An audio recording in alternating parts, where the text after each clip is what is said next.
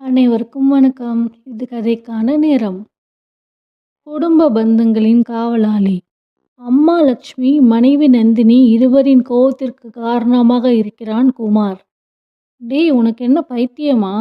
அப்பா இறந்த சமயத்தில் நம்மளை அப்படியே விட்டு போனவர் உங்கள் பெரியப்பா. எல்லா செலவும் அவர் மேலே விழுந்துரும்னு நினச்சி அப்படியே சொல்லாமல் கிளம்பிட்டார். அப்போது நம்ம எவ்வளோ கஷ்டப்பட்டோம். உதவின்னு பண்ணுறதுக்கு அவங்களுக்கு மனசு கூட வரல. இதுவரை நாம் என்ன நிலைமையில் இருக்கோன்னு கூட கேட்கல. நம்மளை எந்த ஒரு விசேஷத்திற்கும் கூப்பிடல என்று லட்சுமி கோபமாக மகன் குமாரை நோக்கி பாய்ந்தாள். உங்களுக்கு எதுக்கு இந்த எண்ணம்? இதுவரை அவங்களாம் நமக்கு எதுவும் பண்ணலை. நாம் மட்டும் எதுக்கு அவங்களுக்கு உதவி பண்ணணும்? நீங்கள் ஒன்றும் பண்ண வேண்டாம். நீங்கள் வேலைக்கு கிளம்புங்க. அது அவங்க வீட்டு பிரச்சனை. உங்கள் பெரியப்பா மகன் அவர் கூட நம்மக்கிட்ட சரியாக பேசலை. அவருக்கு கல்யாணம், அப்புறம் குழந்தை பிறந்தப்போ கூட ஒரு வார்த்தை சொல்லலை. நீங்கள் ஃபோனில் நம்ம வீட்டு விசேஷங்களுக்கு உங்கள் பெரியப்பாவை கூப்பிட்டீங்களே, வந்தாங்களா? நாம் வேணாம் என்று ஒதுங்கி போகிறவங்களுக்கு போய் உதவி பண்ணணும்னு ஏன் தான் நினைக்கிறீங்களோ என்று மனைவி நந்தினி அவள் பங்கிற்கு கொதித்து எழுந்தாள். அதுவரை மௌனமாய் இருந்த குமார் வாயை திறந்தான். எனக்கு பைத்தியம்தான் அம்மா. எனக்கு தான் பெரியப்பா ஒன்றும் பண்ணலை. ஆனால் அவரோட பேரனுக்கு நானும் பெரியப்பா முறைதான். நான் என் பெரியப்பா மாதிரி இருந்தும் அவர் போல பிரயோஜனம் இல்லாமல் இருக்கக்கூடாது என்ற எண்ணம் எனக்கு. அப்பா பெரியப்பா அவங்க காலம் முடிஞ்சு போச்சு என்றான் வேகத்துடன். பின்னர் தொடர்ந்தான். இனிமே எங்கள் தலைமுறை ஒன்றா இருக்கணும், அதான் என் ஆசை. நாம் கஷ்டப்பட்டப்போ அவங்க நமக்கு உதவி செய்கிற நிலையில் இருந்தும் உதவி செய்யாமல் கல் நெஞ்சக்காரங்க மாதிரி தான் இருந்தாங்க.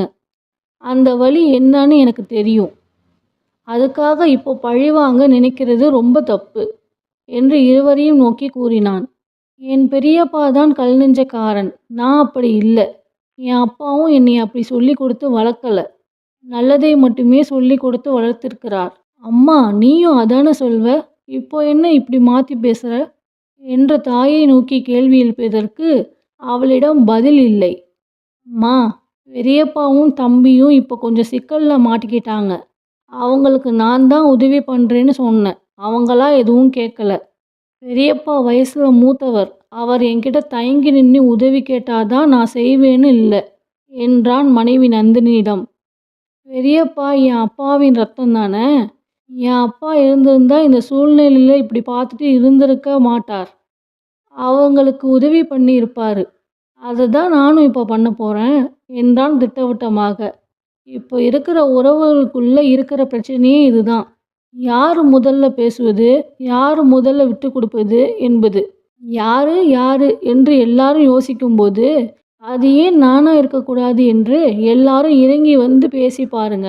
அப்படி இருக்கும் வாழ்க்கை என்று குமார் அம்மா மனைவி இருவருக்கும் பாடம் நடத்திவிட்டு தான் பெரியப்பா வீட்டை நோக்கி கை கொடுப்பதற்கு உறவு இருக்கிறது என்பதை காட்டுவதற்காக நகர்கிறான்.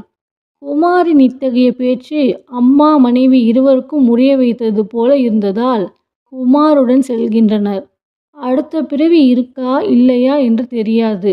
அதனால் கிடைத்த இந்த பிறவியில் நல்ல மனித நேயத்துடன் உறவுகளுடன் பேசி மேலும் உறவுகளை வளர்த்து கொள்வோம்.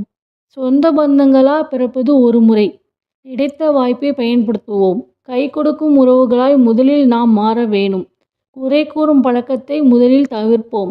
கை கொடுப்போம் உறவுகளுக்காக. இந்த சிறுகதை வீடியோ பிடிச்சிருந்தா மறக்காம லைக் அண்ட் சப்ஸ்கிரைப் பண்ணுங்க. உங்களுக்கு தெரிஞ்சவங்களுக்கும் இந்த வீடியோவை மறக்காம ஷேர் பண்ணுங்க. உங்க கருத்துக்களை கமெண்ட் பண்ணுங்க.